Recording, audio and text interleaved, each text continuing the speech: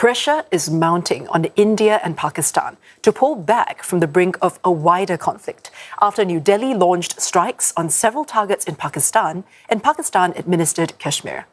Islamabad accused New Delhi of igniting an inferno in the region and says it reserved the right to respond at a time, place and manner of its choosing. Pakistan's National Security Committee held an emergency session to discuss the strikes. It said the country's armed forces were authorized to undertake corresponding actions in response. Pakistan reserves the right and will respond to this aggression at a time, place and means of our own choice. Islamabad says the strikes killed at least 31 people, accusing New Delhi of hitting civilian targets. Pakistani officials say 6 sites were struck, including Muzaffarabad, a city in Pakistan-administered Kashmir. They deny any militant camps were present.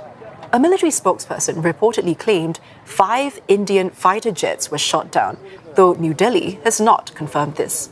India insists its strikes were precise, intelligence-led, and aimed strictly at militant infrastructure.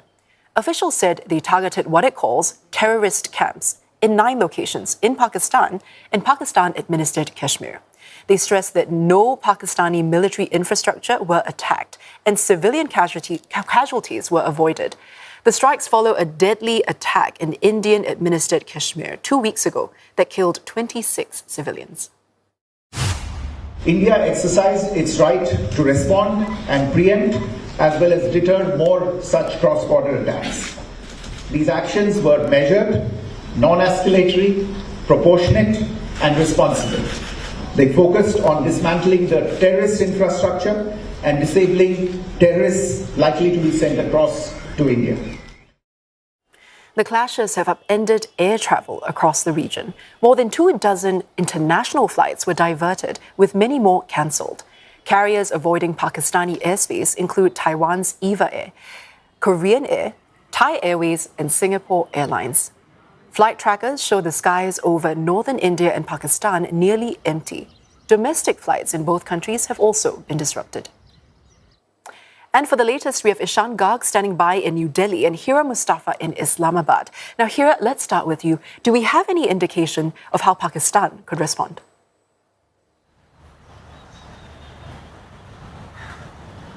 Well, this depends on the decisions that are taken by the federal ministers and the military officials in the national security meeting that was held earlier in a day, and it lasted for 2 hours.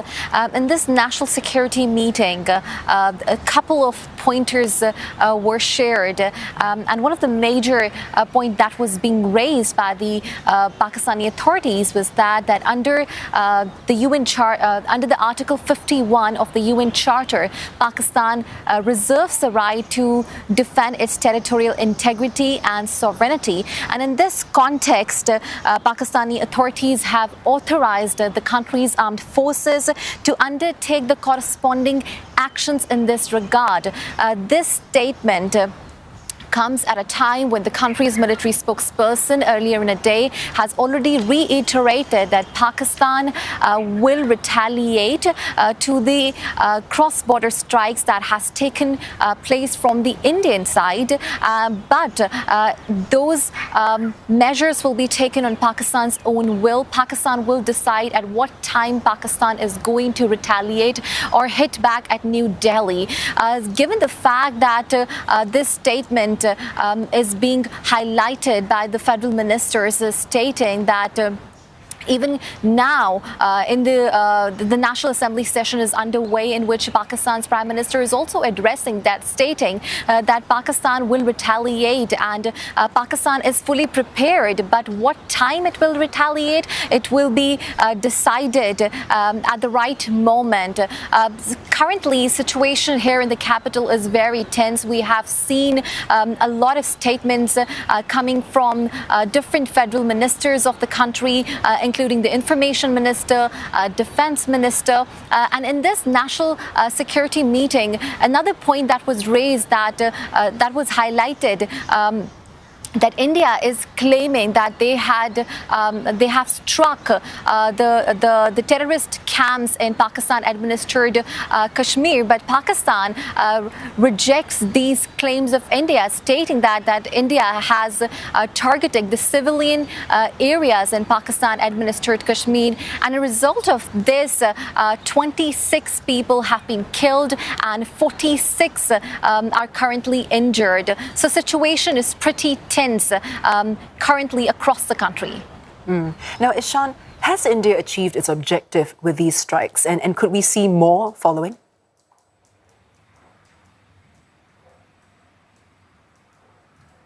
Well, India, from the get-go, after the terrorist attacks on April 22nd in Pahalgam, had said that its objective was to go after the terrorists who had perpetrated the attacks. And in multiple statements from the Ministry of External Affairs, be it the Prime Minister of the country or other Indian officials, they had said that this was India, in a way, relaunching its war on terror.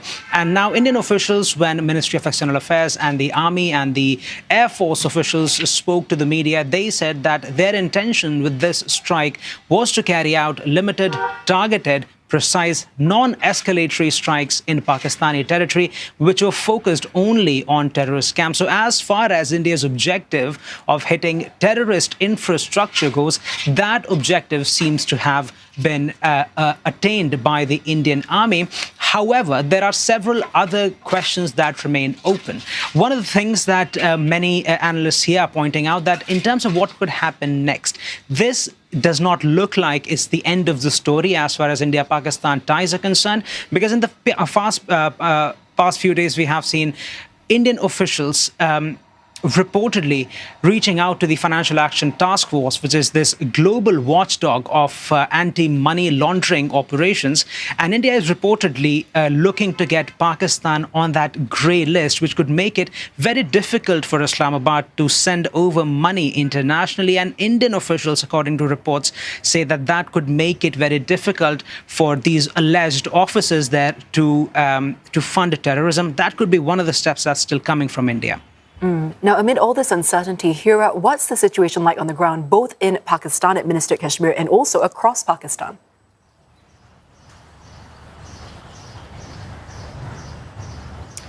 Well, people in Pakistan-administered Kashmir and here in Pakistan are very worried.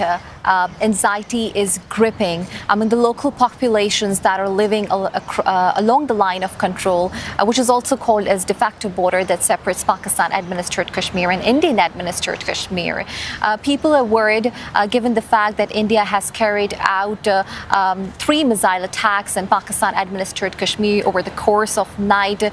So there is frenzy, there is panic among the local community, and they are not going back to their homes. They are leaving their homes and evacuating those areas that are near the Indian border. Having said that, Pakistan has declared emergency in Pakistan's Punjab province and also in Pakistan-administered Kashmir. Security has been significantly ramped up amid these heightened tensions between India and Pakistan.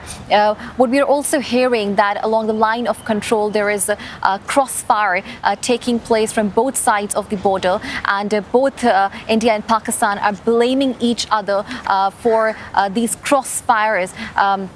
And also there are reports of artillery shelling at the line of control.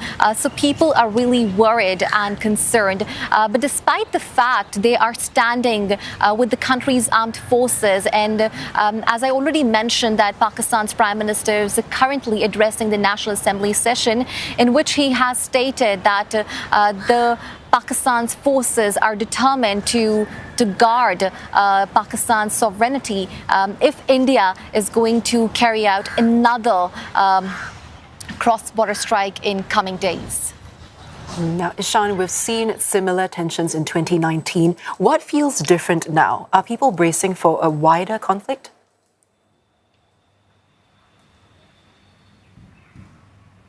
A wider conflict certainly seems like the possibility here, because as our colleague Hira was just pointing out, further strikes by India experts say is certainly a possibility. All eyes, of course, are on the Pakistani side in India as well, looking very keenly at what the administration in Islamabad is doing, because a retaliation from Islamabad side is also likely, which could determine the future course of action that Indian officials take. But in terms of what feels different today than the previous times when tensions escalated between India and Pakistan, particularly in 2016 and 2019, the nature of the attacks that have been carried out this time in Pahalgam, that's what's different. Because in the previous two occasions when the relationship really hit rock bottom, it was the security forces that were attacked, and India had launched retaliatory strikes even back then. But this time, the attack and the killing of civilians, that seems to have struck a raw nerve, not only with the Indian public, but also with the Indian army. As far as Indian government's preparations go, we're already seeing mock drills being carried out across India as we speak, which gives you a sense that the Indian government and officials here are preparing for any eventuality that might come, which could include, if not limited to, a broadening of conflict between the two countries. Ishan, Hira, thank you so much for both your updates. That was Ishan Garg in New Delhi and Hira Mustafa in Islamabad. Now, world leaders are calling for restraint following the escalation in hostilities between the two nuclear-armed countries. Bangladesh says it is deeply concerned and urged India and Pakistan to remain calm. Turkey warned India's military strike runs the risk of an all-out war in the region. Ankara also backing Islamabad's request for an inquiry into last month's terrorist attack in Pahalgam. United Nations Chief Antonio Guterres has called for maximum restraint as the world cannot afford a military confrontation between the South Asian neighbors. Western nations echoing similar sentiments. U.S. Secretary of State Marco Rubio earlier urged India and Pakistan to reopen channels of communication to defuse the situation. France called on the countries to avoid escalation and protect civilians, while the UK says it stands ready to support both countries to achieve de-escalation. Well, China also calling on both India and Pakistan to dial down tensions. And for more on this, we're joined by Tan Guan, reporting live from Shanghai. Now, Guan, what else did Beijing have to say in response to India's military strikes? Well, a spokesperson from the Ministry of Foreign Affairs noted that, India and Pakistan are neighbors that cannot be moved, and both are also China's neighbors. He says that China expresses regret over India's military actions and is concerned about the current situation, but also adds that China opposes all forms of terrorism. It calls on both sides to prioritize peace and stability and remain calm and restrained and avoid taking actions that could further complicate the situation. So Beijing also hopes that both sides will properly manage differences through dialogue and consultation, and that China stands ready to continue playing a constructive role in easing the current tensions. Angela? Now, Guan, something else we're keeping a close eye on is Chinese President Xi Jinping's trip to Russia, and Mr. Xi is currently en route to Moscow. Can you tell us more about what's expected to come out of this 4-day visit? Well, according to a Kremlin aide, the two leaders will discuss energy cooperation, including the proposed second gas pipeline to China. If completed, this pipeline is expected to carry almost as much gas as what Russia used to pipe to Germany. But it's unlikely China would pay anywhere as much as what Germany used to pay for that gas. That's because we all know Russia is in quite a disadvantaged position because Europe is trying to cut off the use of Russian gas after the invasion of Ukraine. So Moscow needs to look for a customer rather urgently. But China is already receiving gas through its first pipeline with Russia and does not need more supply until at least after 2030. That's 5 years later. So China can drive a hard bargain. But it's hard to say how hard a bargain China would drive. Russia is, after all, an important ally for China. We can see that with this visit that President Xi is paying to Russia. China is paying a considerable price just having President Xi in Russia at this time when Russia is still waging a war in Ukraine.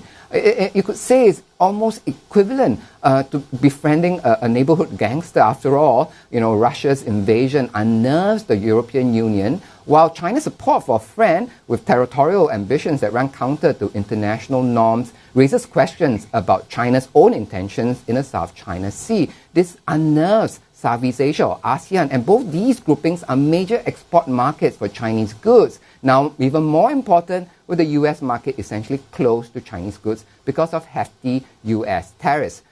It's worth noting ASEAN, US, EU makes up China's first, second, and third largest export destinations last year. Angela?